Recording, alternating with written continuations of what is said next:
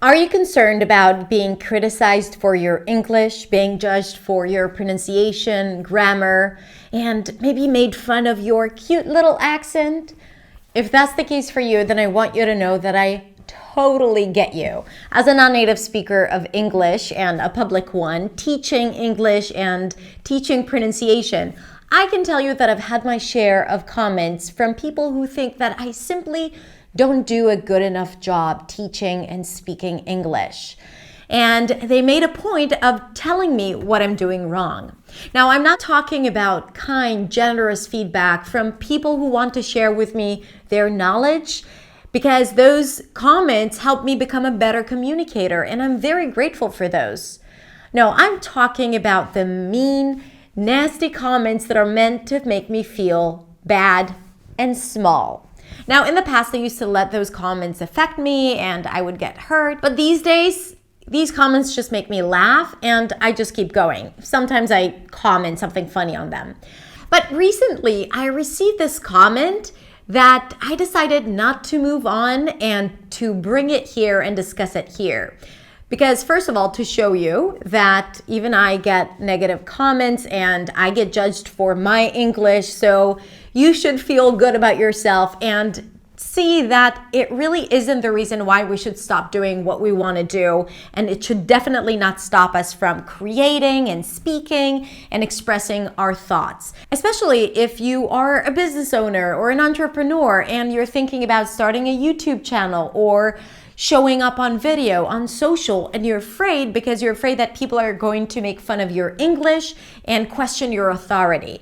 So this is definitely not the reason why you should not do what you want to do. And I am a living example of that. And even though you may get negative comments, it means nothing.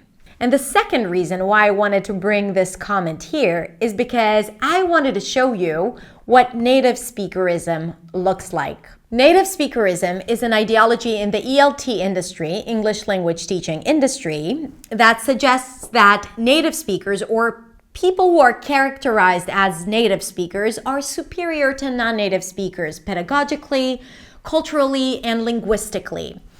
Now, it's broader than just the English teaching industry, because if you've ever tried to apply for a job and the requirements stated that it's for native speakers only, regardless of their skills or expertise, that is native speakerism as well, preferring a certain group simply because of their linguistic background. So let's go into the story. There is a video that I created called The Single Most Effective Thing to Improve Your English. And in the video, I start talking about all the possible things that you can do. And then at some point I say, you do you, boo, which is a slang word to, you do whatever you want. And this video has been up and running for a while, but recently I saw a comment on this video. And in the comment, JR says, when I was first learning Hebrew, I was advised never, as a non-native speaker, to use very slangly phrases, period. It sounds awful, as in, open quotation marks, you do you, boo, close quotation marks, nah, bad, space, new paragraph. Also, Hadar, your word, English, in quotation marks, of course, sounds much more like English with an E, just saying, with an N. Don't say that, though. Okay, so let's break it down, my friends. Let's break it down. Now, to be honest, when I first read it, I got all fired up by the audacity, and I comment something funny and witty and mean. But then I decided to do something different.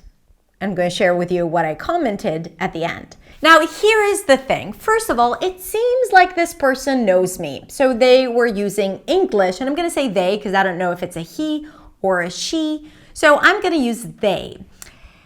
Now, that person knows me. Otherwise, they wouldn't be using the word Hebrew or to describe their Hebrew journey. Now, I don't know if this person actually learns Hebrew. I kind of doubt it, but whatever. Let's just agree that that person learns Hebrew, and someone else, who is that person anyway, told them that they should never use slangly words because it sounds bad.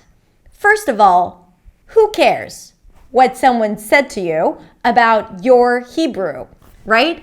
I don't care about what they think about your Hebrew, and you should not be sharing that with me because my English journey and your Hebrew journey are not the same. So don't compare and don't give me notes. You are not my teacher. Second, when someone says you should never use it as a non-native speaker, it suggests that they, as native speakers, are entitled to use certain words in a way that non-native speakers are not entitled to use because it sounds bad. Oh, God forbid, it butchers the language. So we cannot use a certain set of words because we are not culturally immersed, like slang words. Now that, my friends, is native speakerism, the assumption that only a select group of people can use the language fully, and others cannot because it sounds bad. Now, it doesn't sound bad because I pronounced it wrong. It sounded bad to him because it was culturally inappropriate because I did not grow up in the US. Does that make any sense to you? Because to me it doesn't. I don't know. Now, honestly, if I were to see someone who is trying to use slang words when speaking, I would be so incredibly respectful and appreciative. Not only that they're coming closer to me by communicating with me in the language that I was born into, they're also coming closer to me by using certain cultural elements that are meant to bring us even closer and to make the conversation more specific and more comfortable. So I would be very appreciative of that. So let's just agree that there is no universal law that says that non-native speakers cannot use slang words. And just because someone said that to you does not make it true. So JR, if I were you, I would do some soul searching to see why other people's ideas and voices are so dominant that are preventing you from communicating confidently and fluently. Because I'm assuming that having all these ideas about how you should or shouldn't communicate in a second language probably affect your fluency in Hebrew, if that indeed is a language that you are pursuing. Anyway, let's move on to the second part. The second part says, also, Hadar, your word English sounds much more like English. So, JR didn't feel like it was enough to let me know that I shouldn't be using slang. He also wanted to hurt me at a place where I feel very confident and comfortable, and that is pronunciation. So he decided to let me know that my pronunciation is not accurate. It doesn't matter that the E sound in English is unstressed, and oftentimes the E turns into a schwa, and that's called an allophone. But let's set that aside. The way it was said was meant to hurt. And I'm saying that because I want you to be able to recognize it when you get negative or mean feedback. Because if the feedback is meant to make you feel small, then you need to make a decision and say to yourself that you are not going to let it affect you. Because it's about them, and it's about them trying to gain power over you. And it's not about you not doing a good enough job.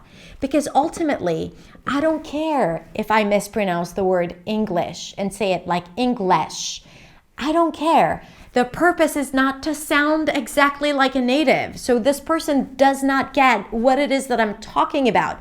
Those nuances when I teach, they don't matter as long as we are all communicating confidently. My message and my goal is to simplify pronunciation and to simplify how spoken English works. And those subtle nuances, they don't freaking matter. Now, to wrap it up, he said, just saying. Without a G, with an N, that sounds slangly, saying, just saying, right? That's how I would pronounce it. And then he said, don't say that though. Meaning, I can write it down because I'm a native speaker, but you can't say that because you are not.